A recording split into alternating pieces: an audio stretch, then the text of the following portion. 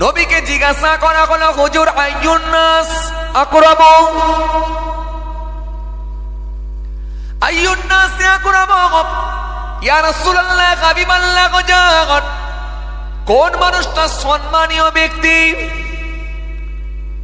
নবী বলল, ক্বালা আকরামাকুম ইনদাল্লাহি আতকাকুম। নবী আমার সুন্দর করে জানিয়ে দিলেন, সেই ব্যক্তিটা আল্লাহ দরবারে সম্মানীয়, যে সব থেকে বেশি পরহেজগার, দিনদার, খোদাভীরু, সেই মানুষটাই আল্লাহর কাছে সব থেকে বেশি সম্মানীয়।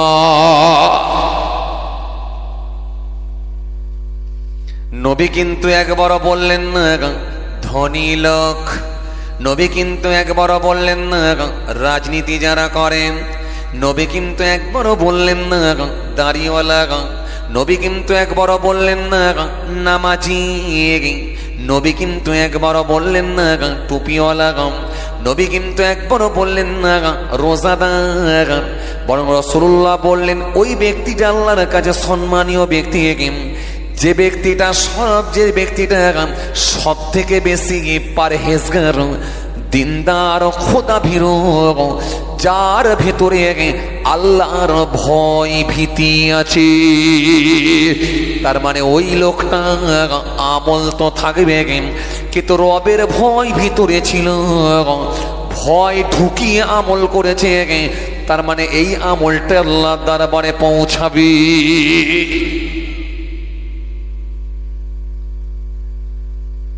প্রশ্নটা আমি কি আপনাদের সামনে ছেড়েছিলাম যে সব আমল কিন্তু যাচ্ছে,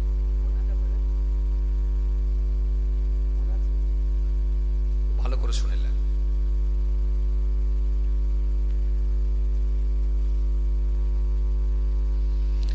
তাহলে বান্দার আমল অনেক থাকবে, বান্দার ইবাদত অনেক থাকবে, বান্দার তাসবিহ অনেক থাকবে, বান্দার জিকির অনেক থাকবে, কিন্তু সব আমল আল্লাহ দরবারে যাবে না। রাসূলুল্লাহ জানিয়ে দিয়েছেন সব আমল কিন্তু আল্লাহ দরবারে যাবে না। হাদিস পাকের মধ্যে পাওয়া যায়, নবী আমার সুন্দর করে জানালেন, আন আবি উমামা রাদিয়াল্লাহু তাআলা আনহু قال قال رسول الله صلى الله عليه وسلم إن الله لا يقبل من العمل إلا ما كان له خالصا وابتغى به وجهه। আল্লাহ নবী সুন্দর করে বললেন, হযরতে উমামা রাদিয়াল্লাহু তাআলা আনহু থেকে বর্ণিত হাদিস, আল্লাহ নবী সুন্দর করে জানিয়ে দিলেন, আল্লাহ নবী সুন্দর করে বললেন, ইখলাস ব্যতীত কোনো আমল কিন্তু আল্লাহ দরবারে যাবে না।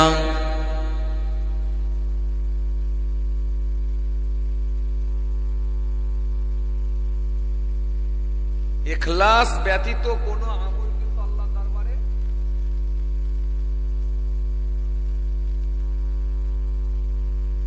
যাচ্ছে।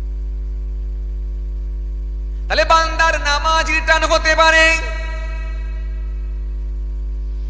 বান্দার রোজা রিটার্ন হতে পারে, বান্দার জিকির, বান্দার দান, বান্দার কুরবানি, এগুলো রিটার্ন হয়ে যেতে পারে, কবুল নাও হতে পারে। কেন রাসূলুল্লাহ জানিয়ে দিয়েছেন, ইখলাস ব্যতীত কোনো আমল কিন্তু আল্লাহর দরবারে কবুল হবে না। হাদিস পাকের মধ্যে পাওয়া যায়, সহিহ মুসলিম শরীফের মধ্যে এসেছে, হযরতে আবু হুরায়রা রাদিয়াল্লাহু তাআলা আনহু থেকে বর্ণিত হাদিস, আল্লাহ নবী সুন্দর করে জানালেন, কাল কিয়ামতের ময়দানে একটা শ্রেণীর সহিহ, একটা শ্রেণীর আলেম, একটা শ্রেণীর দাতা, কোন বর্ণনায় এসেছে একটা শ্রেণীর হাজী, এদেরকে আমার আল্লাহ সেই দিনেতে জাহান্নাম দেবেন, এরা কিন্তু সেই দিনেতে জান্নাত পাবে না।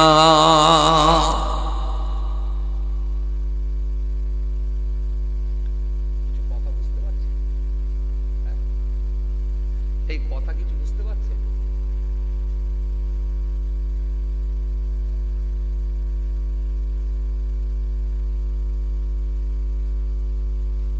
তাহলে একটা শ্রেণীর শহীদ, একটা শ্রেণীর আলেম, একটা শ্রেণীর দাতা, কোন বর্ণনা এসেছে একটা শ্রেণীর হাজী সাহেব, এরা কিন্তু জান্নাতে যাবে না।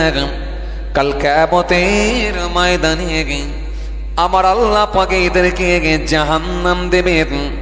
ফারেস্তা এদের পায়েতে শিকল বেঁধে টেনে টেনে নিয়ে গিয়ে জাহান্নামে ফেলবে, জান্নাত পাবে না। তার ভেতরে এক নম্বরে বলা গেল একটা শ্রেণীর শহীদ।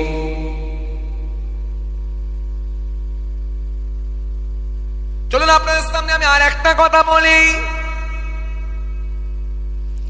আপনি নামাজ পড়ছেন, রমজান মাসে রোজা রাখছেন, আওকাতে যাকাত দেন, হজ করেছেন, তাসবিহ পড়ছেন, দান করেছেন, খায়রাত করেছেন, কাকে খুশি করার জন্য? এত আস্তে বলবেন, যারা বলছেন না তারা কি চাইছেন? কাকে খুশি করার জন্য? মন খুলে বলেন, আল্লাহকে খুশি করার জন্য। তাহলে আল্লাহকে খুশি করার জন্য নামাজ, আল্লাহকে খুশি করার জন্য রোজা, আল্লাহকে খুশি করার জন্য দান, খায়রাত ইত্যাদি ইত্যাদি ভালো কাজ, আল্লাহকে রাজি করার জন্য। তাহলে আল্লাহকে রাজি করার জন্য আমল করেছেন ঠিকই, কিন্তু যে ব্যক্তি শহীদ হয়েছে এ কাকে রাজি করার জন্য? শহীদ যে শহীদ হয়ে যায় কাকে রাজি করার জন্য? আল্লাহকে রাজি করার জন্য। তাহলে শহীদ হয়ে গেল যে ব্যক্তিটা। আচ্ছা এবারে আপনারা বলেন তো দেখি, তাহলে আল্লাহর প্রতি আপনার থেকে তার ভালোবাসা বেশি না কম?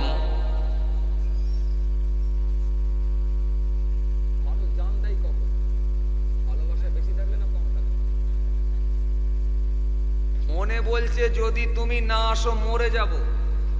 এই বলা আর মরে যাওয়া দুটো এক? কথা বলে না তো এরা, ভালো করে বুঝবেন। এই ফোনে বলা মরে যাব আর জীবন দিয়ে চলে যাওয়া দুটো। জীবন দিয়ে দেওয়া এই ভালোবাসাটা আলাদা।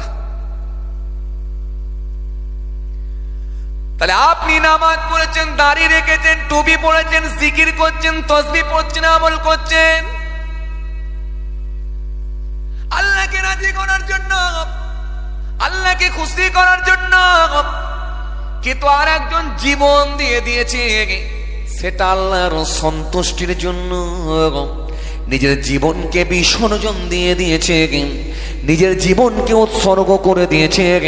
তাহলে 100% ওই মানুষটা কিন্তু আপনার থেকে অনেক অনেক বেশি আল্লাহকে ভালোবাসে, সেই জন্য জীবন দেওয়া সম্ভব হয়েছে।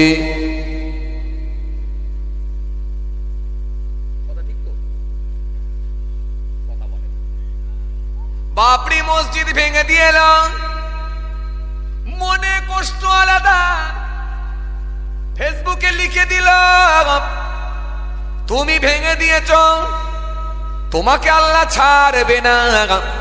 লিখে প্রতিবাদ করা আর জীবন দিয়ে প্রতিবাদ করা।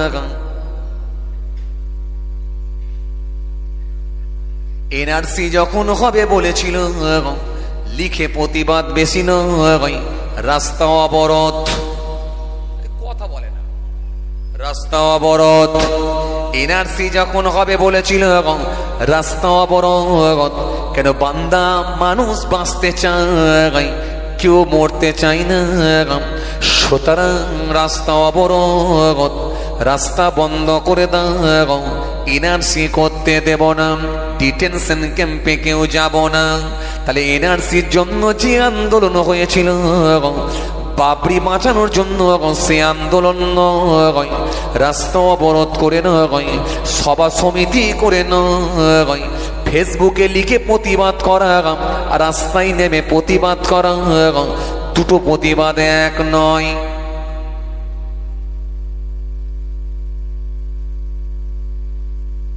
কথা বলেন, আমার মায়েরা, জীবন দিয়ে মোহব্বত করা, জীবন দিয়ে দেয়া আর হুকুম মেনে নেওয়া দুটো ভালোবাসা কিন্তু এক নয়।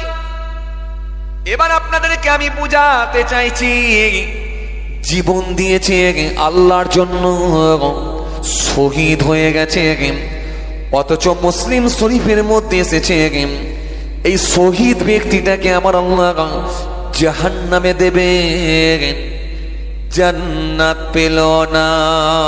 কেন?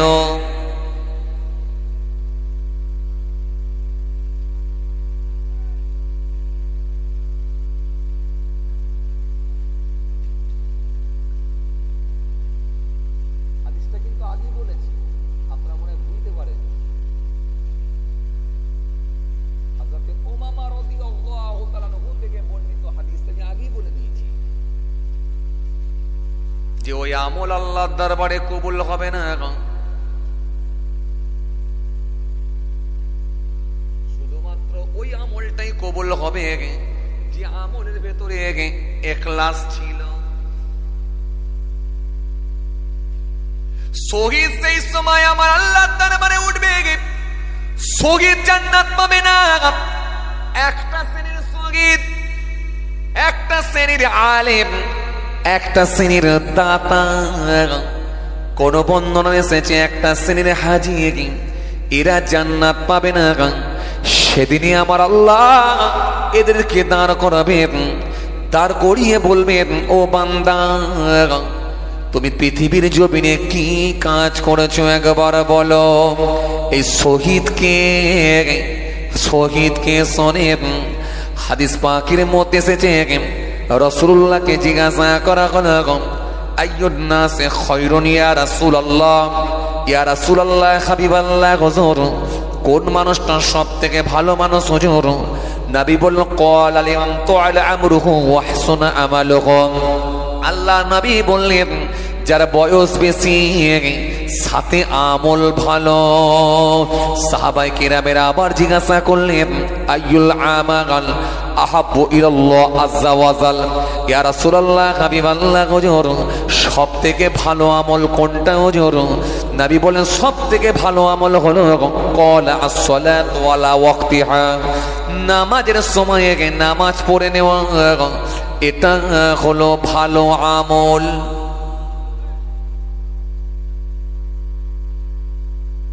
সুবহানাল্লাহ পড়বেন কি না পড়বেন আপনার ব্যাপার, আমি বলে দিয়েছি। ছাড়বেন না বলবেন সেটা আপনার ব্যাপার, তবে মালিক কিন্তু সব দেখছে। ইন্নাল্লাহ কানা সামিয়াম বাসীরা, দেখছেন, সব রেকর্ড হচ্ছে। দিলে আপনার ব্যবসায় ভালো ইনকাম করে নিলেন আপনি, আর যদি বলে ঘুমিয়ে চায়ের দোকানে চালাবো তাহলে কাস্টমার কেটে যাবে, আপনার ব্যাপার। নবীকে বলা হলো সুম্মা ইউ, তারপরে কি হুজুর? এই হলো ক্বালা বিরুল ওয়ালিদাইনি, মা বাপের খেদমত করা, মা বাপের সেবা করা, এটা হলো ভালো আমল। সুম্মা ইউ, তারপরে কি হুজুর?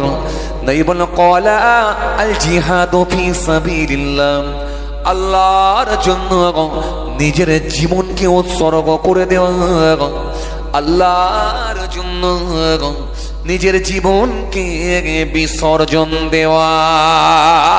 তাহলে শহীদ হয়ে যাওয়া এটা খারাপ না, খারাপ না, খারাপ না। শহীদ হয়ে যাওয়া এটা ভালো একটা কাজ, ভালো আমল। কিন্তু মনে রাখবেন, হাদিস থেকে প্রমাণ হয় যদি শহীদের ভেতরে ইখলাস ঠিক না থাকে, শহীদ হয়েও কিন্তু কোনো লাভ হলো না। এই জন্য মিসকাত মুসলিম শরীফের মধ্যে এসেছে, একটা শ্রেণীর শহীদও আটকাবে, জান্নাত পাবে না। প্রশ্নটা আপনাদের সামনে কি রেখেছিলাম বলেন তো? সব আমল কিন্তু যাবে না, মনে আছে আপনাদের? কেন বলেন তো এটা বলছি? সব হুজুর আপনাদের মাথায় ঢুকিয়ে রেখেছে আমল করো, কথা বলেন আমল করো। এই জন্য কিছু লোকের আবার মাথায় ঢুকে আছে বন্ধনের লোন তুলে কুরবানিতে গরু করো, কথা বলে না। মহাবিপদ তো, কথা বলছেন না কেন? কথা বললে তো বুঝতে সুবিধা হবে। কেন সবাই বলেছে, হুজুর বলে দিয়েছে আমল করো, আপনার মগজে ঢুকে আছে বন্ধনের লোন তুলে তাহলে গরু করো কুরবানিতে, আমল করো। সব হুজুর বলে দিয়ে যাচ্ছে আমল করো, আপনি মাথায় ঢুকিয়ে নিলেন তাহলে লটারির টিকিট বেড়ে হজে চলো। সমস্যা যে আপনাদেরকে আমি ওই জন্য আবার ওর মাঝখান থেকে যে মাইনাস হবে সেগুলো আপনাদেরকে বুঝিয়ে দিচ্ছি, যাতে করে টাটকা মাল নিয়ে যেতে পারে। কি বলছে? পাতা নাকি? ও মাথা পরিষ্কার করতে হবে, ভালো বলেছে, মাথা পরিষ্কার করতে হবে। ভাই কিন্তু খুব ভালো বলছে, কিন্তু ও বুদ্ধিমান লোক, চা খাচ্ছে তো আরো বুদ্ধি খুলবে, দেখেন না এবার এই যে এক চমক করে দিচ্ছে না, বিশাল ব্রেন খুলবে, দেখেন এবার উত্তর কেমন দেয় দেখেন না।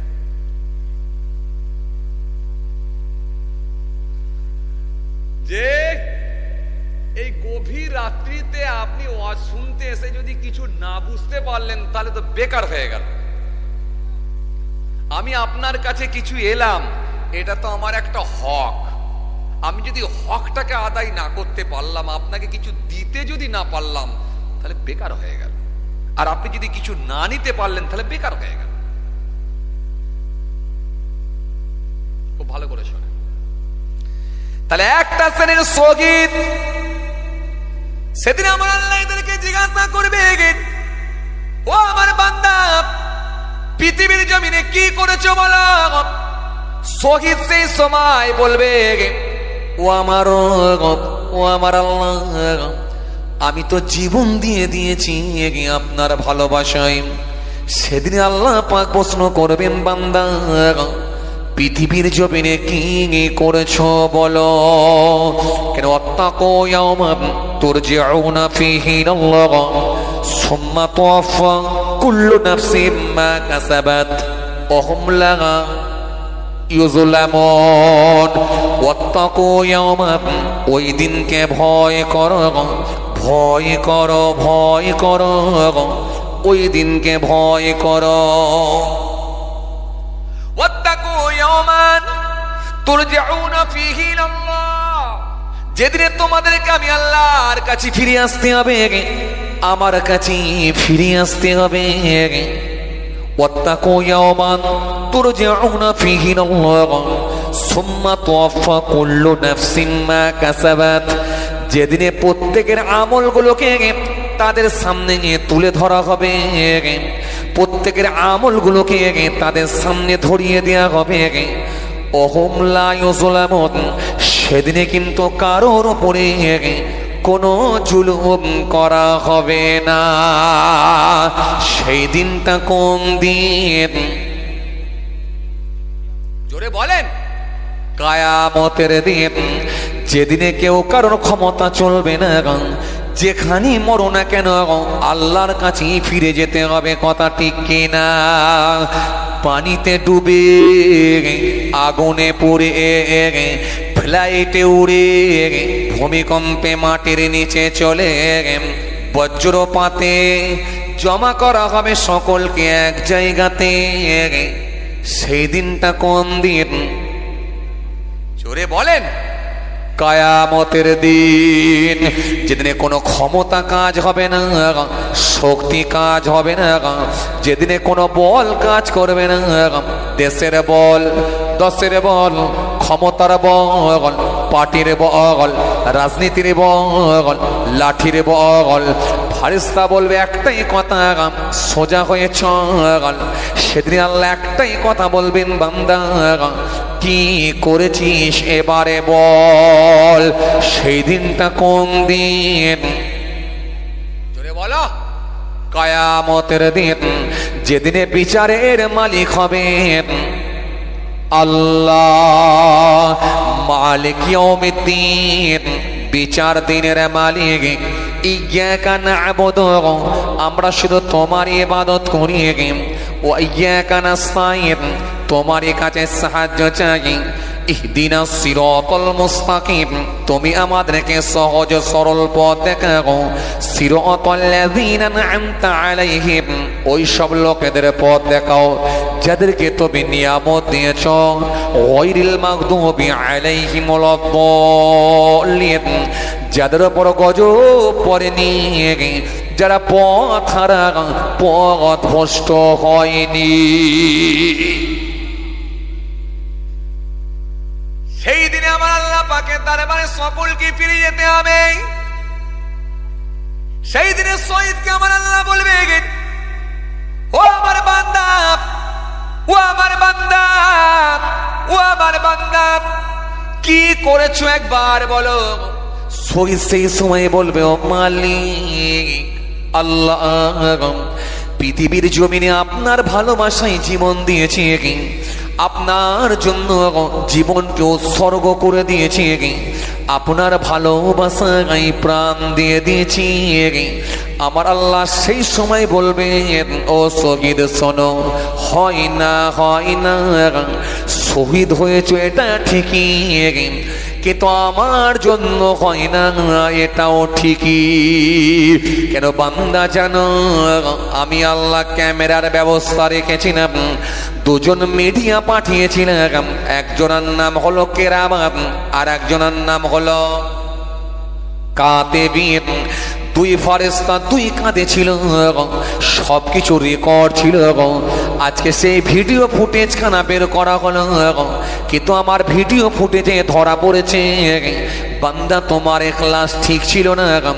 সেদিনে যখন ময়দানে নেমেছিলে, নিয়ত করেছিলে মরে তো একদিন যাব, তার থেকে শহীদ হয়ে মরি, আমার এই নামটা খ্যাত হয়ে যাবে, লোকে আমাকে শহীদ বলবে, আমাকে আর কেউ ভুলবে না, শহীদ নামে আমি খ্যাত হতে চাই। সেদিনে বান্দা এই নিয়ত হয়ে যাবার জন্য লোকে তোমাকে আজও সেই দিনে কিন্তু শহীদ বলে ডেকেছিল, শহীদ বলে মানুষ তোমাকে ডাক দিয়েছিল, শহীদ বলেছিল, তোমার নামের আগে লোক শহীদ বলতো, কিন্তু আমার সন্তুষ্টির জন্য হয় না। এই জন্য আমি আল্লাহ বলি, ওই আমলটা আমার কাছে পছন্দ হয় না। সেদিন আল্লাহ ফারেস্তাকে বলে, ফারেস্তা এর পায়েতে শিকল বেঁধে একে টেনে টেনে জাহান্নামে নিয়ে গিয়ে ফেলো।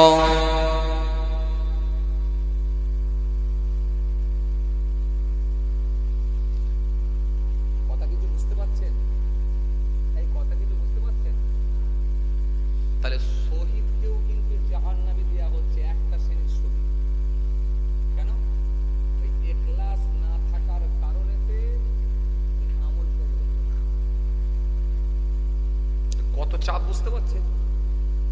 আপনাদের সামনে শুরুতে একটা কথা বলেছিলাম, কি বলেন তো, যে সব আমল কিন্তু যাবে না, যাবে না, করবেন আপনি কিন্তু যাবে না।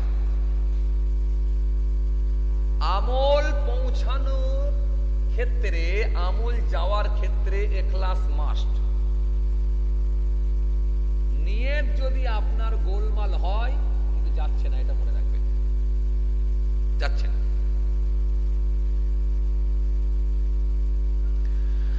সেদিনে আলেমকেও আমার আল্লাহ একটা শ্রেণীর আলেমকেও ধরবেন, ইখলাস ছিল না, তাদেরকে আল্লাহ ছাড়বে না। সেদিনে একটা শ্রেণীর দাতাকে আমার আল্লাহ ছাড়বেন না, একটা শ্রেণীর দাতাকেও আল্লাহ ধরবেন। সেদিনে একটা শ্রেণীর দাতাকে আল্লাহ ধরে, সেদিনে তাদেরকেও কিন্তু আটকে দেবেন। একটা শ্রেণীর দাতা, তারা পালাবার কোনো জায়গা পাবে না, দাতাও কিন্তু আটকে যাবে।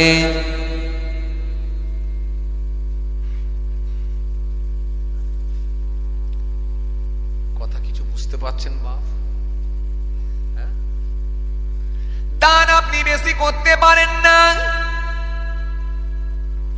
কোরআন শরীফের মধ্যে আল্লাহ বলেছে, সুন্দর করে আল্লাহ পাক জানিয়ে দিয়েছে, আরাআইতাল্লাযী ইউকাযযিবু বিদ্দীন ফাযালিকাল্লাযী ইয়াদউল ইয়াতীম।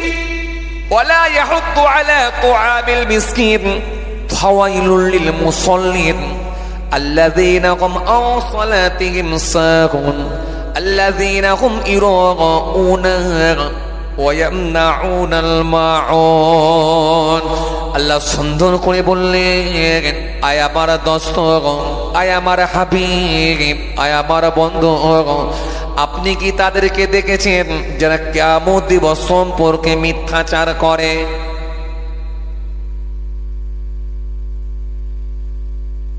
যারা কিয়ামতকে বিশ্বাস করে না, আপনি কি তাদেরকে দেখেছেন? সেকালেও কিছু মানুষ ছিল যারা কিয়ামতকে বিশ্বাস করত, আজও কিছু আছে কিয়ামতকে মানে না, বিশ্বাস করে না। আরে বাবা, ভিন্ন ধর্মের মানুষ বাদ দেন, আলাদা। আমার মুসলমান ধর্মে, আমার ইসলাম ধর্মেরই কিছু অবলম্বী মানুষ যারা আছে, যারা ইসলাম ধর্মের মানুষ বলে দাবি করে, এরা এমনও কিছু মানুষ আছে নাস্তিকদের সঙ্গে উঠা বসা করে তাদের কালচার পরিপূর্ণভাবে ঢুকে যাওয়ার কারণেতে যারা কিয়ামতকে বিশ্বাস করে। আছে না? আছে না?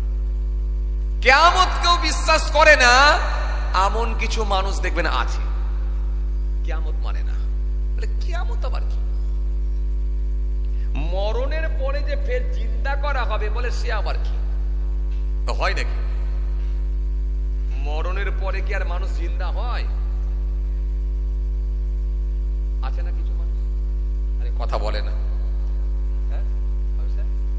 কিছু লোক আছে না, পুরো নাস্তিকদের সঙ্গে ওঠা বসা করে, তাদের কালচার পরিপূর্ণভাবে ঢুকে যাওয়ার কারণেতে যারা বিশ্বাসের জায়গাতে আর নাই। অথচ আল্লাহ পাক কোরআনে কারীমের মধ্যে বলেছেন, কাইফা তাকফুরুনা বিল্লাহি ওয়া কুনতুম আমওয়াতান ফাহইয়াকুম সুম্মা ইউমীতুকুম সুম্মা ইউহয়ীকুম সুম্মা ইলাইহি তুরজাউন। এই আয়াত দিয়ে আল্লাহ স্পষ্টভাবে একেবারে ক্লিয়ার করে দিয়েছেন বান্দাকে। তিনটে কাল নিয়ে আল্লাহ বুঝিয়ে দিয়েছেন, কোথায় ছিলে, কোথায় আছো, কোথায় যাবে। ঈমানের ক্ষেত্রে মনে রাখবেন, শর্ত হলো মাস্ট কিয়ামতকে বিশ্বাস করা। কিয়ামতকে যদি বিশ্বাস না করা হয়, তার ঈমান থাকতে পারে না। আপনি এই জন্যই পড়েছেন আমানতু বিল্লাহ ওয়া মালাইকাতিহি ওয়া কুতুবিহি ওয়া রাসূলিহি ওয়াল ইয়াউমিল আখির ওয়াল কদরি খায়রিহি ওয়া শাররিহি মিনাল্লাহি তাআলা ওয়াল বা'থি বা'দাল মাউত। এখানে পড়ে নিয়েছেন কি? আমানতু বিল্লাহ ওয়া মালাইকাতিহি ওয়া কুতুবিহি ওয়া রাসূলিহি ওয়াল ইয়াউমিল আখির। এই যে পড়েছেন ওয়াল ইয়াউমিল আখির, এই পরকালের উপরে বিশ্বাস, এটা একটা ঈমান। পরকালের উপরে বিশ্বাস, এটা ঈমান। তাহলে এই ঈমান, এই জায়গা তো অনেক মানুষ বিশ্বাসের জায়গায় হারিয়ে ফেলেছে। কথা বুঝতে পারছি? আবার যদি বলা হয়, ওরা আবার বলবে আমরা হলো পাকা ইমানদার, বলবে না? একটা মাতাল রাতের বেলা মদ খেতে খেতে খেতে খেতে খেতে খেতে কি গ্রাম যেন, চান্দালাটি গ্রামে যখন ভিতরে ঢুকে গেল, প্রতিবেশী ঘরগুলোর সামনে দিয়ে যাচ্ছে, খালি চিৎকার করে নাম ধরে বলছে, দেখ ভাই, মদ আমি খেতে পারি, কারো ছেড়ে তো খাইনি, ঈমান কিন্তু আমার পাকা। একটা মাতালও বলছে ঈমান পাকা, একটা সুদখোর বলছে ঈমান পাকা, একটা ঘুষখোর বলছে ঈমান পাকা। তার ঈমান পাকা সবাই বলছে, কিন্তু কোরআন হাদিসের মাপকাঠি দিয়ে যদি মেপে নেওয়া যায়, আসলে বুঝে যাবে কার ঈমান আছে আর কার নাই।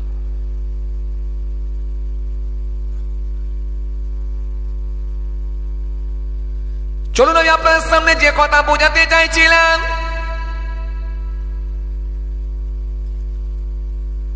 নবীকে আমার আল্লাহ সুন্দর করে বললেন, আয় আমার দোস্ত, আয় আমার হাবিব, আপনি কি তাদেরকে দেখেছেন যারা কিয়ামত দিবস সম্পর্কে মিথ্যাচার করে, কিয়ামতকে যারা বিশ্বাস করে না, ফাযালিকাল্লাযী ইয়াদউল ইয়াতীম, যারা এতিমদেরকে খাদ্য দেয় না, ওয়ালা ইয়াহুদ্দু আলা তুআবিল মিসকিন, মিসকিনদেরকে যারা ঘাড় ধাক্কা দিয়ে বের করে দেয়, আমি আল্লাহ বলছি ফাওয়াইলুল লিল মুসাল্লিন, ওই নামাজীদের জন্য হলো কপাল ফাটা, ওই নামাজীদের জন্য হলো দুর্ভাগ্য, নামাজ পড়ে কোনো লাভ হবে না।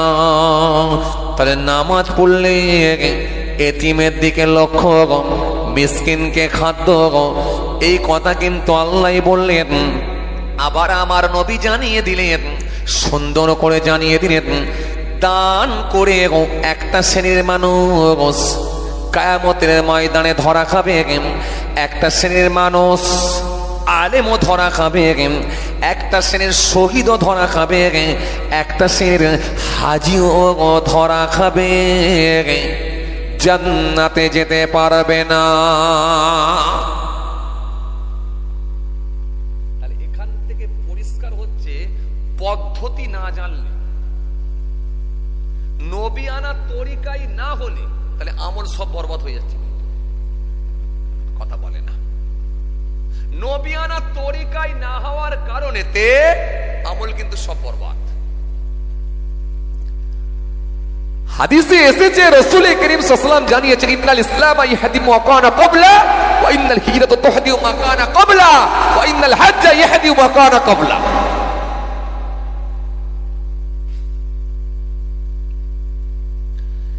ইসলাম ওই সমস্ত গুনাহ বিনষ্ট করে যাহা তাহার পূর্বে করিয়াছিল। খুব ভালো করে শুনবেন, ইসলাম ওই সমস্ত গুনাহ ধ্বংস করে যাহা তাহার পূর্বে,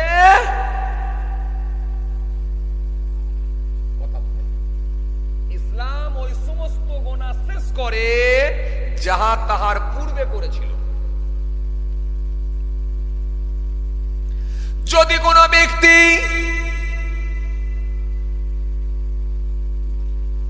60 বছর তার ধর্মের বিধান মানার পরে, 60 বছর পরে বুঝতে পেরেছে যে ইসলাম ধর্মটাই হলো সঠিক ধর্ম, যদি সে বুঝতে পেরে ঈমান কবুল করে নেয়, আমার নবী জানিয়ে দিলেন, আমার মালিক যদি রাজি হয়, আগের গুনাহগুলোকে আল্লাহ মাফ করে দেবেন। নবী আমার সুন্দর করে বললেন, হিজরাত ওই সমস্ত গুনাহ বিনষ্ট করে যাহা তার পূর্বে করিয়াছিল। যদি কোনো ব্যক্তি এক জায়গা থেকে আরেক জায়গায় হিজরত করে যায়, এটা যদি ধর্মীয় কারণে হয়, যে জায়গায় আমি আছি নামাজ পড়তে পারছি না, যে জায়গায় আছি আমি স্বাধীনভাবে ইবাদত করতে পারছি না, যে জায়গায় আমি আছি রোজা রাখতে আমাকে দিচ্ছে না, কোরআন শরীফ পড়তে দিচ্ছে না, সুতরাং আমাকে ধর্মীয় কারণে হিজরত করতে হয়। যদি এক জায়গা থেকে আর এক জায়গায় চলে যায়, নবী আমার সুন্দর করে বললেন, এটা যদি আল্লাহর সন্তুষ্টির জন্য হয়ে থাকে, আগের গুনাহগুলোকে আল্লাহ মাফ করে দিবে। কিন্তু হজ ওই সমস্ত গুনাহ শেষ করে দেয়। হালাল টাকা দিয়ে যদি কোনো ব্যক্তি একবার কাবা বাইতুল্লাহ তওয়াফ করে, হাজরে আসওয়াদে চুমা দেয়, সাফা মারওয়া সহি করে, মিনা মুজদালিফা হয়ে যায়, রাসূলুল্লাহ রওজা শরীফটা জিয়ারত করে, নেক নিয়তে হালাল টাকা দিয়ে যদি একবার হজ করে ফিরে আসে, আমার আল্লাহ এত রাজি হয়ে যায়, আগের গুনাহগুলো আল্লাহ মাফ করে দেয়। কিন্তু হজ করতে যাওয়ার আগে কেঁচা বেঁধে জমির আল কেটে জমি বাড়িয়েছে, ফিরে এসে সেই একই অবস্থা দেখাচ্ছে, ফিরে এসে সেই কেঁচা বেঁধে জমির আল কেটে জমি বাড়াচ্ছে। হজ করতে যাওয়ার আগে লুঙ্গির খোঁড় তুলে দিয়ে গালি গালাজ করেছিল, ফিরে এসে সেই একই অবস্থা দেখানো। পাল্টালো না তোমার অভ্যাস, শুধু পাল্টানো হলো লেবাস। মাথায় দিলে টুপি, লোকের পিছনে চালাচ্ছ কূটনীতি। আচ্ছা বলেন, রাস্তার ওপরে মেরেছ খুঁটো, পাড়ার লোককে বলছে গাড়ি নিয়ে যা। তো যদি এরকম ভাবে হাজী সাহেব হয়ে যায়, আচ্ছা বলেন তো দেখি তার ইখলাসের সঙ্গে কি হজ হলো বলে মনে হয়? এই জন্যই যদি ইখলাসের সঙ্গে যদি না হয়, তাহলে মনে রাখবেন কিয়ামতের ময়দানে হাদিস থেকে প্রমাণিত একটা শ্রেণীর হাজীকেও আল্লাহ সেদিনেও কিন্তু জাহান্নামে দেবে, জান্নাত হবে না।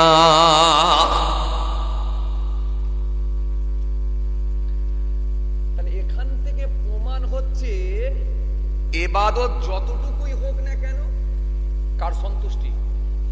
তোরে বলো, বেশি টাকা আপনি দান করতে পারেন না,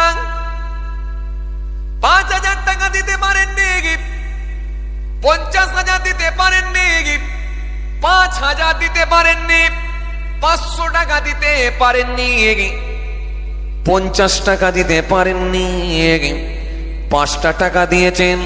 সকালবেলায় চায়ের দোকানে ছিলেন, কাস্টমার আসবে এই আশা করে চায়ের দোকান খুলেছেন। একজন ফকির সাহেব এসে হাত পেতে বলে, ভাই কিছুটা আমাকে দাও, কিছু দাম দাও। পকেটে আপনার 5টা টাকা খুচরো ছিল, দিয়ে দিয়েছেন। নিয়ত করলেন, মালিক ও আমার আল্লাহ, আমি 5টা টাকা দান করেছি, যাকে দিয়েছি সে জানে, আর আমি দিয়েছি আমি জানি, আর একজন তিনি জানেন যাকে কেউ লুকাতে পারে না। ইন্নাল্লাহ কানা সামিয়াম বাসীরা, তিনি হলেন আমার রব ও আমার আল্লাহ, তুমি জানো। এই 5টা টাকা দান করেছি, ও আমার আল্লাহ তুমি যদি দয়া করে কবুল করো, আল্লাহ 5টা টাকা তোমার দরবারে কবুল করে না।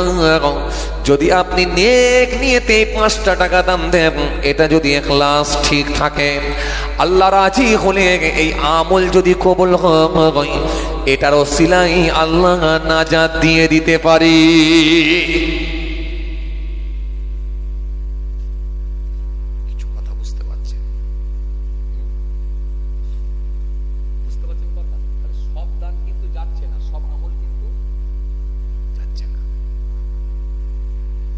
কিতাবের মধ্যে পাওয়া যায়, আল্লাহ নবী সুন্দর করে জানিয়ে দিলেন, 3 জন ব্যক্তি রাস্তা দিয়ে হেঁটে হেঁটে হেঁটে যাচ্ছেন। হঠাৎ করে দেখা যায় বিরাট ঝড় উঠে গেল, ঝড়, পানি শুরু হয়ে গেল, সাইক্লোন দেখা দিল, ঝড় দেখা দিল, বিশাল ঝড়। এই চান্দালাটি বাজারের উপর দিয়ে যখন আপনি হেঁটে হেঁটে আসছেন, এখন যদি পানি নেমে যায় কি করবেন? কোন প্রতীক্ষালয়ে গিয়ে দাঁড়াবেন, কথা বলে না, কিংবা কারো দোকানের ছাউনির নিচে গিয়ে আপনি আশ্রয় নেবেন, দাঁড়াবেন, কিংবা কোন লোকের বাড়ির কার্নিসের নিচে গিয়ে দাঁড়াবেন, কথা বলে না। কিন্তু তৎকালীন সময়ে প্রতীক্ষালয় ছিল না, বড় বড় বাড়ি ছিল না, বড় বড় বিল্ডিং ছিল না, এত সুন্দর সুন্দর দোকান ছিল না, উন্নত মানের রাস্তা ছিল না। এক জায়গা থেকে আর এক জায়গায় যেতে হলে যাতায়াতটা বড় কষ্টকর ছিল। এক জায়গা থেকে আর এক জায়গায় যখন যেতে হতো, বড় কষ্ট করে যেতে হতো, যাতায়াতটা বড় কষ্টকর ছিল। কারণ তৎকালীন সময়ে বালু, মরুভূমির বালুর ওপর দিয়ে হাঁটতে হতো, কিংবা জঙ্গলের ভেতর দিয়ে যাতায়াত করতে হতো, যাতায়াতটা বড় কষ্টকর ছিল।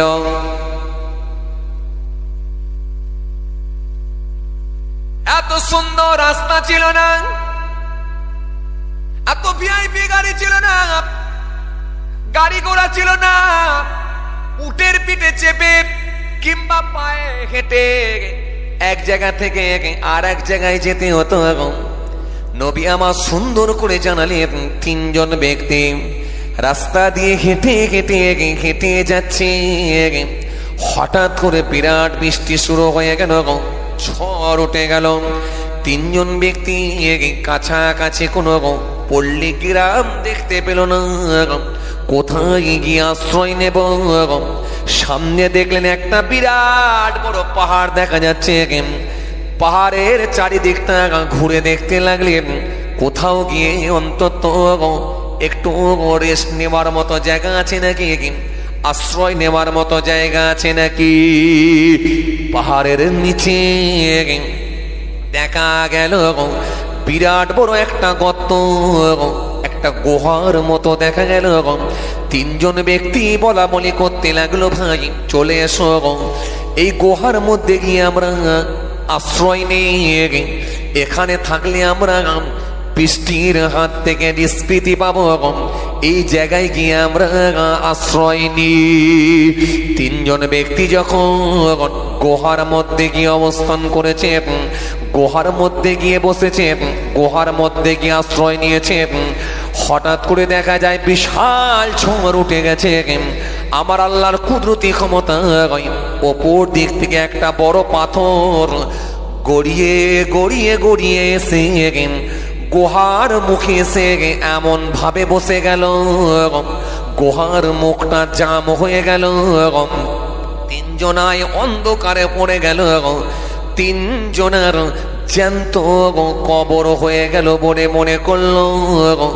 তিনজনাই বুঝতে পেরে গেল আমাদের জ্যান্ত কবর হয়ে গেল, এখান থেকে আর কোনো বেরোবার লাইন নাই। কারণ এত বিশাল বড় পাথর হাতে করে সরানোর মতো ক্ষমতা কারোর নাই। বিশাল বড় পাথর হাতে করে সরানোর মতো ক্ষমতা কারোর নাই।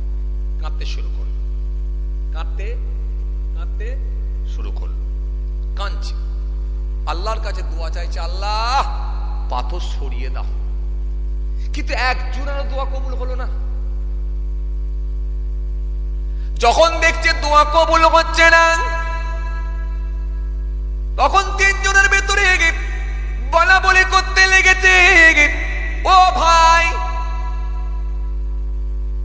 জীবনের কি এমন কোন ভালো কাজ আছে যেটা ইখলাসের সাথে হয়েছে, নিয়ত ঠিক হয়েছে, বিশুদ্ধ আমল এমন কিছু আছে যে আমলের ওসিলা দিয়ে একটু দোয়া চাও, যাতে করে আল্লাহ দরবারে কবুল হয়ে যায়।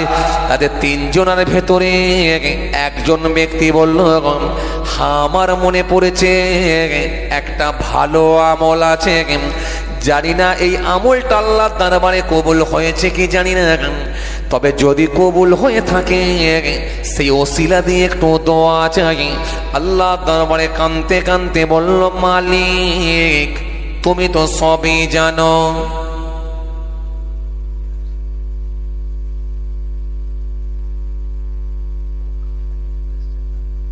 যাক ছেড়ে দিই, তাহলে আর কষ্ট দেবো না, আর কষ্ট দেবো না আপনাদেরকে।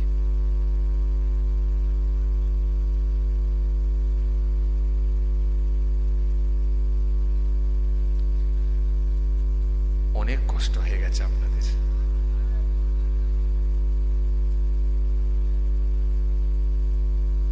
বলতে গেলে ফের দেরি হয়ে যাবে।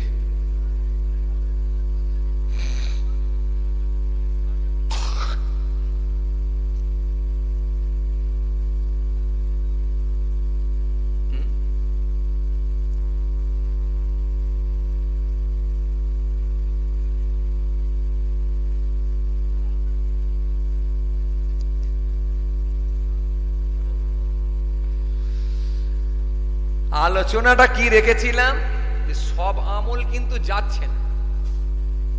আমি কিন্তু সেই টপিকের উপরই ওয়াজ করছি, অন্য জায়গায় যাইনি। এটা বলতে গিয়ে এতদূর চলে এলাম যে কেমন ভাবে দোয়া চেয়েছিলেন আর কেমন আমল করেছিলেন, কেন সব আমল কিন্তু যাচ্ছে। তবে খাতা মনে হয় অনেকক্ষণ আগেই চলে এসছে, না কি বলে?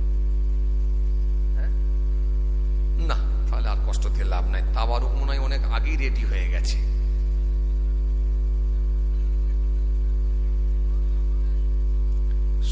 বাস করেছি।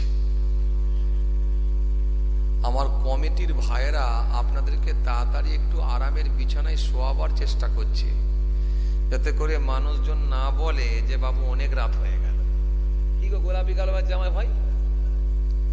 আর আমিও চেষ্টা করছি যে তাড়াতাড়ি আপনাদেরকে বাড়ি পাঠিয়ে একটু শুইয়ে দেওয়া যায়, যাতে করে না বলেন যে অনেক কষ্ট হয়ে গেল। কষ্ট দিতে নারাজ। যাক, পাথর খুললো নাকি না খুললো না অন্যদিনই হবে।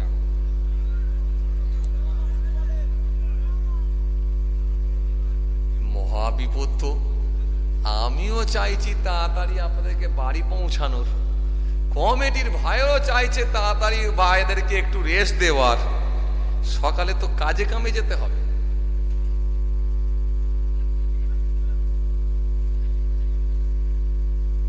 আচ্ছা, একবার চেক করে নি, আপনারা থাকবেন না? আওয়াজ ভালো পাইনি। বলছি থাকবেন আপনারা?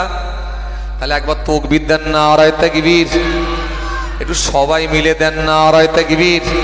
একটু জোরে দেন নারায়ে তাকবীর। তাহলে আর মিনিট 20 হলে আপনারা থাকবেন তো? জোরে বলেন, থাকবেন তো? যারা থাকবেন না হাত তুলুন। দেখছেন এ পালায় বলছে, কি মুশকিল বলেন দেখিনি। হাবিব সাহেব এই বলছে থাকবো, বলছে পালাও। কি করি বলেন দেখিনি।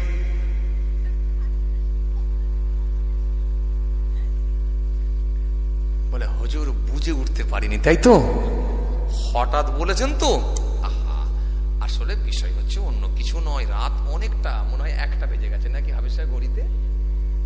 এই টাইমে ওয়াচ করতে হলে না আমাকে একটু নাড়িয়ে নুড়িয়ে চালাতে হবে, নাহলে আপনারা আবার ঘুমিয়ে পড়বেন তো। তো বুঝে যাচ্ছে মাশাআল্লাহ আপনারা সবাই সজাগ আছেন, মানে সঙ্গে সঙ্গে হাত নামিয়ে নিয়েছেন। তবে হ্যাঁ, এটা কিন্তু মনে রাখতে হবে, যে পিকআপ মারবে সেই ব্রেক মারবে। ব্রেক কিন্তু অন্যজন মারবে না, যে পিকআপ মারবে সেই ব্রেক মারবে। তার মানে যে হাত তুলেছে সেই নামিয়েছে, চটাক করে হাত নামিয়ে দিয়েছে। তার মানে এখান থেকে বোঝা যাচ্ছে আপনারা সবাই কিন্তু কনসাস আছেন, পুরো সচেতন। বললে হবে না, কারোর চোখে ঘুম নাই। খালি এই সামনে একটা তোয়ালে মুখে দিয়ে উঠে পড়েছে। একটা লোক মনে হয় ঘুমিয়েছিল, আমি ভাবছিলাম যে এই লোকটাই মনে ঘুমোচ্ছে, দেখছি উঠে পড়েছে। যাক মাশাআল্লাহ, কারো চোখে ঘুম নাই, কারো চোখে ঘুম নাই। আল্লাহ কবুল করেন, জোরে বলেন আল্লাহুম্মা আমিন।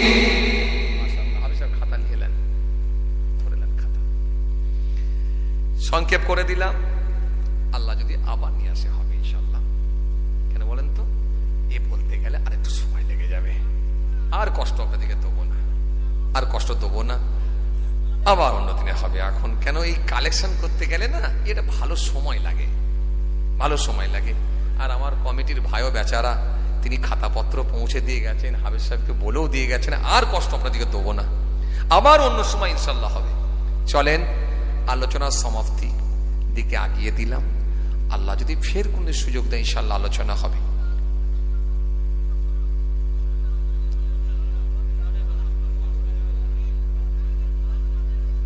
দেরি হয়ে যাবে হাবিব সাহেব, ওয়াজ করার লোক আপনারা তো বুঝতেই পারছেন, একটা দিলে একটা চলে আসবে। 1টা পার হয়ে গেছে। আমি তাই 12:30 পৌনে 1টার দিকে খাতা আনতে বলেছিলাম, তাই টাইমই খাতা নিয়ে চলে এসছে। ভাইদের দোষ নেই, খাতা অনেক আগে নিয়ে চলে এসছে। আমি যে টাইমে বলেছি সেই টাইমে চলে এসছে, কিন্তু বলতে গিয়ে তো দেরি হয়ে গেল। আবার অন্যদিনে হবে এখন ইনশাআল্লাহ।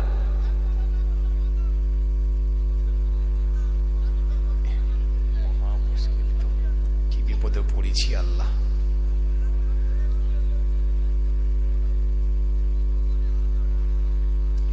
চলেন তাহলে খানিকটা সরাবো, কিন্তু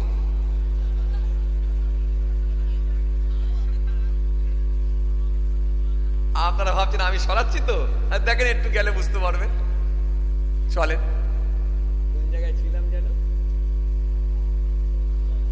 হ্যাঁ, 3 জনের ভেতরে কাঁদতে কাঁদতে দোয়া শুরু হলো। হতে গিয়ে বলছে, জীবনে এমন কোন ভালো আমল আছে কি, যে আমল যদি ভালো থাকে সেই আমলের ওসিলা দিয়ে দোয়া করো, তাহলে কবুল হতে পারে ইনশাআল্লাহ। 3 জনা বলা বলি করতে লাগলেন,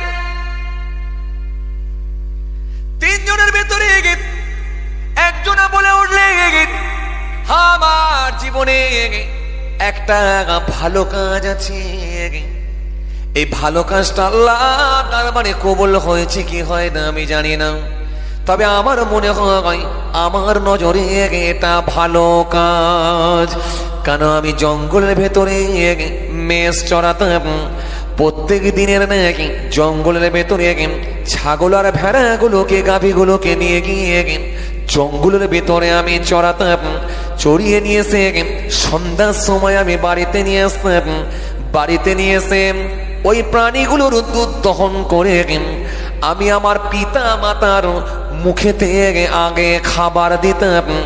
আমার পিতা মাতা যখন আগে দুধ পান করতেন, এরপরে যতটুকু বাঁচত আমি আমার সন্তানদেরকে খাওয়াতাম, কিন্তু আগে আমার আব্বা মাকে দিতাম। কেন বাপ মার গুরুত্ব অনেক বেশি। এই চাঁদওয়ালা ভাই কি বলছে, বাপ মার গুরুত্ব বেশি না ছেলের? সবাই জানে তো মাশাআল্লাহ, ভালো অর্থ নেই কিন্তু। হ্যাঁ, আগে বাপ মার গুরুত্ব অনেক বেশি, যেহেতু আল্লাহ কোরআনে কারীমের মধ্যে সুন্দর করে জানিয়েছেন, ওয়াবুদুল্লাহ ওয়ালা তুশরিকু বিহি শাইয়্যান ওয়া বিল ওয়ালিদাইনি ইহসান ওয়া বিযিল কুরবা ওয়াল ইয়াতামা ওয়াল মাসাকিন ওয়াল জারিজিল কুরবা ওয়াল জারিল জুনুব ওয়াস সাহিবি বিল জানবি ওয়াবনিস সামিন ওয়া মা মালাকাত আইমানুকুম ইন্নাল্লাহা লা ইউহিব্বু মান কানা মুখতালান। ফাখুর।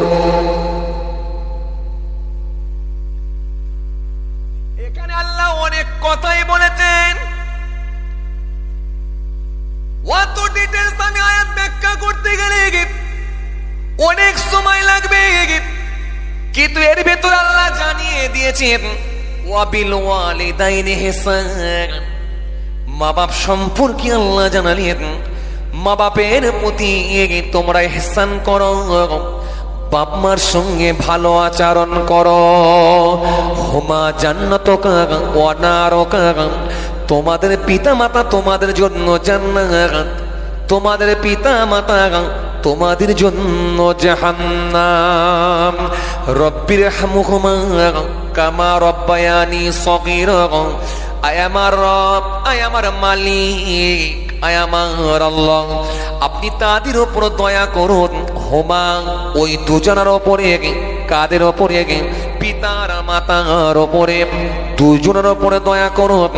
শিশুকালে তারা যেরকম ঠিক আমাদের ওপর দয়া করেছিল। রব্বায়ানি সগীরা। মা বাপ সম্পর্কে একাধিক হাদিস কোরআন, একাধিক আয়াত, একাধিক হাদিস, একাধিক কোরআনের আয়াত পাবেন।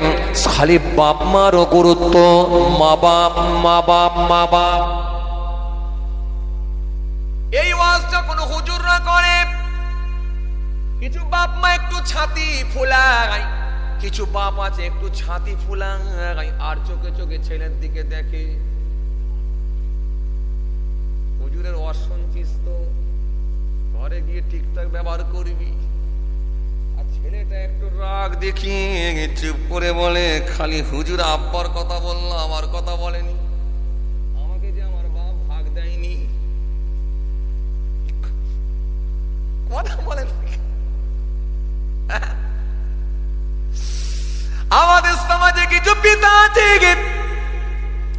এরা দেখবে ছেলেদের ভিতরে সমান বিচার করতে পারে না। যে ছেলেটা রাজনীতির সঙ্গে যুক্ত, তার বউটার সঙ্গে আলাদা ব্যবহার করে শাশুড়ি আম্মা, কেন ওটা রাগী ছেলের বউ। কথা বলে দেখে।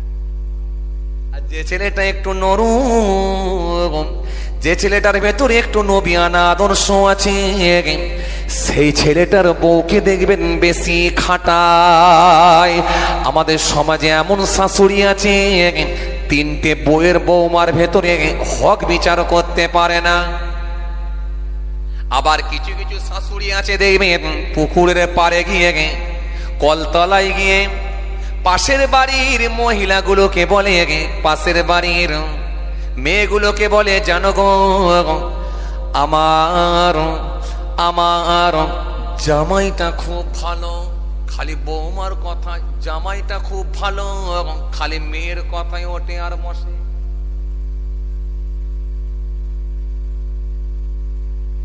কিছু কিছু শাশুড়ি আম্মা আছে দেখবেন,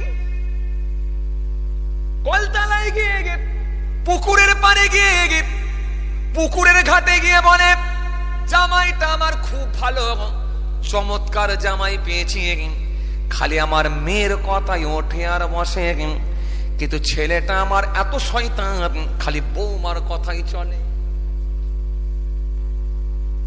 গোলমালটা কোথাও বুঝতে পারছেন? আরে গোলমাল বুঝতে পারছেন?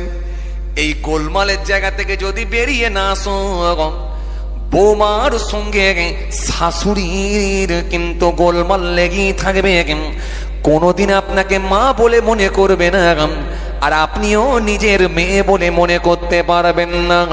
এজন্য সমাজে অনেক সংসারে অশান্তি লেগে আছে, কথা ঠিক কিনা? আমাদের সমাজে কিছু পিতা আছে দেখবেন, ছেলেদের ভেতরে হক বিচার করতে পারে না। যে ছেলেটার ইনকাম বেশি সে ছেলেটার গুরুত্ব বেশি, যে ছেলেটার ইনকাম কম সে ছেলেটা বাপের কাছে কোনো কদর নাই, সমানভাবে বিচার করতে পারে নাই। আমাদের সমাজে কিছু পিতা আছে দেখবেন, ছেলেদের হক বুঝিয়ে দিতে পারে না।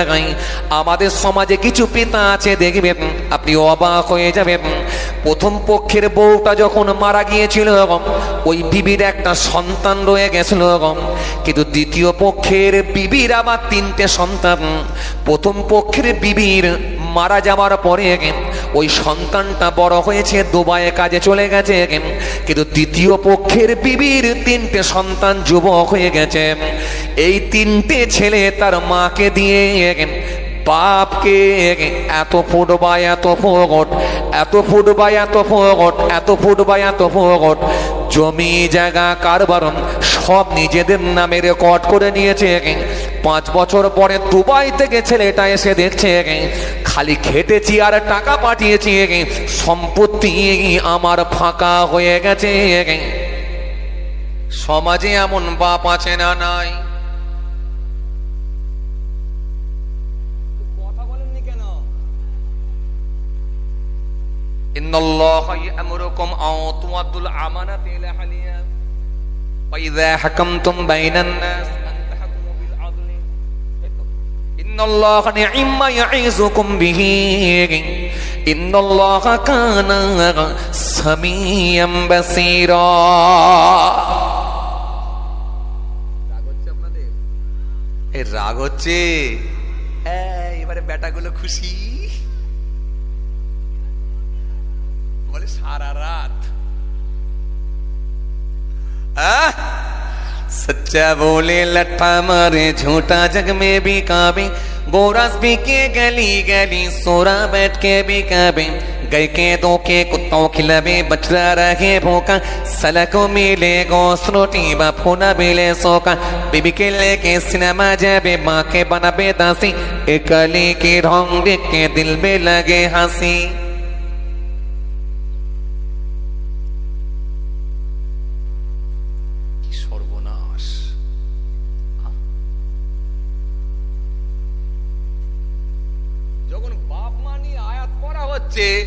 বাপটা ছাতি ফুলিয়ে আর চোখে দেখছে, ঘরে যে দেখবো তোকে। কি বাপ? তাহলে যেমন বেটা বাপের হকের দিকে লক্ষ্য রাখবে, বাপও কিন্তু সব ছেলেদেরকে সমান নজরে। সহজ নয়। ইসলাম কারোর পক্ষ টেনে কথা বলে না, মনে রাখবে। ইসলাম কখনো কিন্তু এক পক্ষর কথা বলেনি, সব সময় উভয় পক্ষকে সামঞ্জস্য বজায় রেখে। কোরআন শরীফের মধ্যে এই জন্য আল্লাহ বলেন, ইন্নাল্লাহা ইয়া'মুরুকুম আন তু'আদ্দুল আমানাতি ইলা আহলিহা ওয়া ইযা হাকামতুম বাইনান নাস আন তাহকুমু বিল আদলি ইন্নাল্লাহা নি'ম্মা ইয়া'iযুকুম বিহি ইন্নাল্লাহা কানা সামিয়াম বাসীরা। এই আয়াতটা যদি আরো সুন্দর করে মনে করা হয় না, আরো ক্লিয়ার হবে না। সময় লেগে যাচ্ছে, আর কষ্ট আপনাদেরকে দেবো না। চলেন, কোন দিক দিয়ে ছেড়ে এলাম যেন মনে হচ্ছে, পাথরটা ভোলে না। আমি ভাবছি পাথরটা ভুলিয়ে যদি দেয়া যায়, পাথর কিন্তু ভোলে না।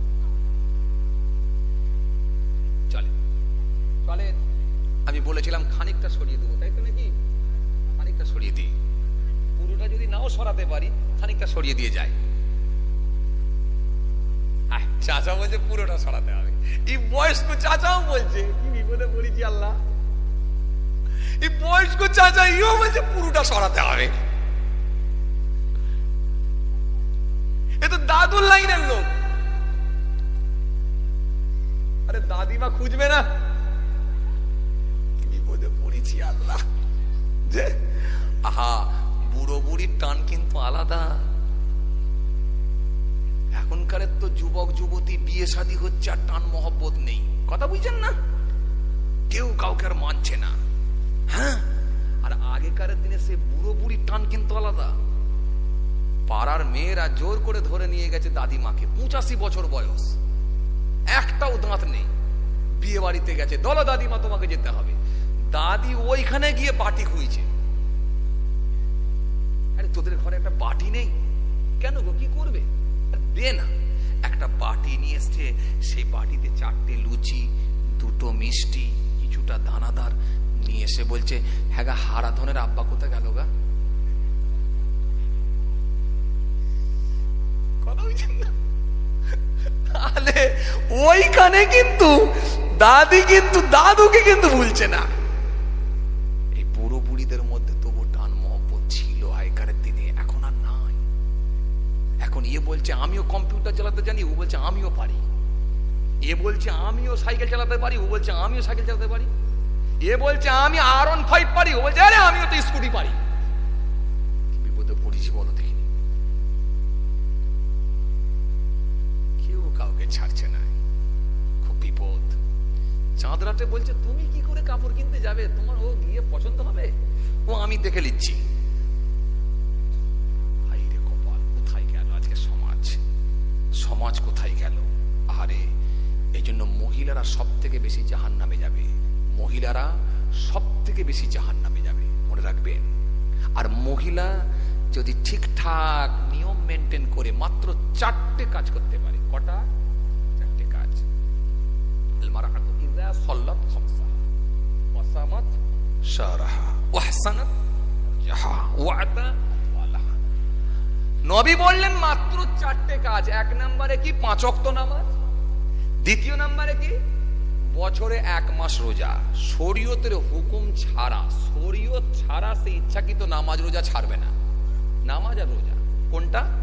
যে মহিলাটা হলো সাবালিকা মহিলা, এই মহিলাটা 5 ওয়াক্ত নামাজ, বছরে 1 মাস রোজা। আর কি? নিজের শরীরটাকে ঢেকে রাখা, পর্দার মধ্যে থাকা, বাস। আর কি? বিয়ে শাদী হলে যে কোনো ভাবে তার স্বামীর মন খুশি করে দেওয়া, স্বামীর মন জয় করা, স্বামীকে সন্তুষ্ট রাখা। এই 4টে কাজ করলে নবী বলছে জান্নাতের দরজাগুলো আল্লাহ খুলে দিয়ে বলবে চলে যা। আপনারা সুবহানাল্লাহ তো বলবেন না, এই তো বইয়ের হচ্ছে। আপনার বউ জান্নাতে যাবি তো আপনি সুবহানাল্লাহ বলেন? লোক সব বলে, সব স্বার্থপর হয়ে যাচ্ছে মানুষ। হ্যাঁ, বউ জান্নাতে যাবে বলেছি, ও একবারও সুবহানাল্লাহ বলবে না। ঘরে গিয়ে এমন ঝগড়া করবে না, বলবে হ্যাঁ তোমাকে যদি বলতো তুমি তো খুব জোর সুবহানাল্লাহ বলতে, আমার কথা একটু বলেছে বলে একটু সুবহানাল্লাহ বললেন। যন্ত্রণা যে। চলেন, মাশাআল্লাহ মাশাআল্লাহ মাশাআল্লাহ। আসেন, খুব ভালো করে বুঝবেন বাপ। চলুন, তার থেকে ছেড়ে এলাম যেন। হ্যাঁ, সেই মেস চড়িয়ে সন্ধ্যার সময় এসে আগে কিন্তু পিতা মাতাকে খাওয়াতাম, মনে আছে আপনাদের? আমি আলোচনা কিন্তু ছেড়ে যাইনি, সেখানে ফিরে আসছি। আগে কিন্তু পিতা মাতাকে খাবার দিতাম, তারপরে সন্তানদেরকে দিতাম। এই কথা কোথায় বলছে? গুহার মধ্যে, মনে আছে আপনাদের? পাথর জাম হয়ে গেছে, মুখে এসে আটকে গেছে। হে তরুণিয়া নৌসওয়ান জামাকেরা, হে মাই মুরব্বিয়ানেরা, বাবা রাসূল রেখে দিয়ে ওই গুহার ভেতরে আল্লাহর বান্দা কাঁদতে কাঁদতে বলেছিলেন, মালিক একদিন কিন্তু ব্যতিক্রম ঘটনা ঘটেছিল। আমি জঙ্গলের ভেতরে মেষ চড়াতে চড়াতে চড়াতে চড়াতে এত দূরে পৌঁছে গিয়েছিলাম, বাড়ি আসতে আমার রাত হয়ে গেল। যখন বাড়ি আসতে আমার রাত হয়ে গেল, আমি আর থাকতে পারলাম না। আমি বাড়িতে এসে দেখলাম আমার বৃদ্ধ পিতা বৃদ্ধা মা ঘুমিয়ে পড়েছে। সন্তানগুলো ছুটে এলো আমার কাছে, আব্বা খাবার দাও। সারাদিন ধরে ভুকা, কোনো খাবার খাই না। আব্বা কলিজা ফেটে যাচ্ছে, খাবার দাও খাবার দাও খাবার দাও। আমি চিন্তা করে দেখলাম প্রত্যেক দিন আমার পিতা মাতাকে আগে খাবার দিয়ে আজকে যদি সন্তানদেরকে আগে খাবার দিয়ে নিশ্চিত ভাবে এটা ব্যতিক্রম হয়ে যাবে। চলো আমি আজকে আমার সন্তানদেরকে আগে দেবো না। মা বাপ ঘুমিয়ে গেছে, আগে আমার পিতা মাতাকে দেবো। কিন্তু ঘুম থেকে এখন তুলবো কি না? যদি এই কিছুক্ষণ আগে ঘুমায়, এই ঘুম নিয়ে যদি আমার সামনে যদি খাবার যদি আমার সামনে পৌঁছে দিয়ে এই ঘুমন্ত ব্যক্তিকে ডেকে তুলে খাবার খাওয়ানো বড় তার জন্য ক্ষতিকারক, হয়তো তার শরীরের কষ্ট হতে পারে। ও আমার আল্লাহ, সেদিন আমি চিন্তায় পড়ে গেলাম কি করব। আগে আব্বা মাকে খাওয়াবো না আগে বাচ্চাদেরকে খাওয়াবো? আর আব্বা মাকে যদি আগে খাওয়াই, আব্বা মা তো ঘুমিয়ে পড়েছেন, ঘুম থেকে তুলবো কিনা? বড় টেনশনের মধ্যে পড়ে গেলাম, বড় চিন্তিত হয়ে পড়লাম। নিয়ত করলাম বাচ্চাদেরকে আগে খাওয়াবো না, যেহেতু প্রত্যেক দিন আমার পিতা মাতাকে আগে খাইয়ে থাকি, আজকেও খাবারটা আগে বাপ মার মুখেই দেব। এই কথা মনে করে আমার বাচ্চাদেরকে পানি খাইয়ে চাপড়ে চাপড়ে ঘুম পড়িয়ে দিয়েছিলাম। আমি ওই দুধের পাত্রখানা নিয়ে মায়ের মাথার গোড়ায় দাঁড়িয়ে আছি। আস্তে আস্তে গভীর রাত হয়ে গেল, মায়ের ঘুমটা ভেঙে গেল। ঘুমটা ভেঙে যাওয়ার পরে মা দেখতে পায় ছেলে পাত্র নিয়ে আমার সামনে দাঁড়িয়ে আছে। মা আমার দিকে তাকিয়ে বলল, বেটা কখন এলে বেটা? আমি বললাম, মা আমি এসে দুধ দহন করে তোমাদের সামনে মাথার গোড়ায় দাঁড়িয়ে আছি। ঘুম থেকে আমি তুলতে পারি না, না জানি শরীরের কষ্ট হয় দেওয়া হবে, না জানি কষ্ট দেওয়া হবে মনে করে ঘুম থেকে আমি তুলতে পারি না। ও মা, যদি তোমার ঘুম ভেঙে গেছে তুমি একটু খাবারটা খেয়ে নাও।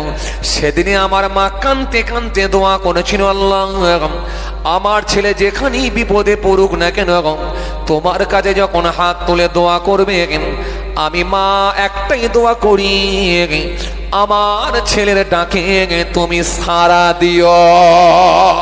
জোরে হয় না, আরো জোরে। ও আমার আল্লাহ, সেই দিনে তো আমার মা এই দোয়াটা করেছিল, আর আমি তো জানি মায়ের দোয়া আল্লাহ দরবারে কবুল হয়। তাহলে আজকে যদি সেই মা বাপকে খাওয়ানোর কারণে থেকে যদি ভালো কাজ ভালো আমল করে থাকি, এটা যদি তোমার কাছে পছন্দ হয়ে যায়, ও মালিক এটা যদি তোমার সন্তুষ্টির জন্য হয়ে থাকে, এটা যদি ইখলাস ঠিক রেখে হয়ে থাকে, এর ওসিলায় তুমি পাথর সরিয়ে দাও। বলা মাত্রই আমার আল্লাহ দরবারে ওই যুবকের জবানে দোয়াটা কবুল হয়ে গেল। মুহূর্তের মধ্যে দেখা যায় ওই পাথরটা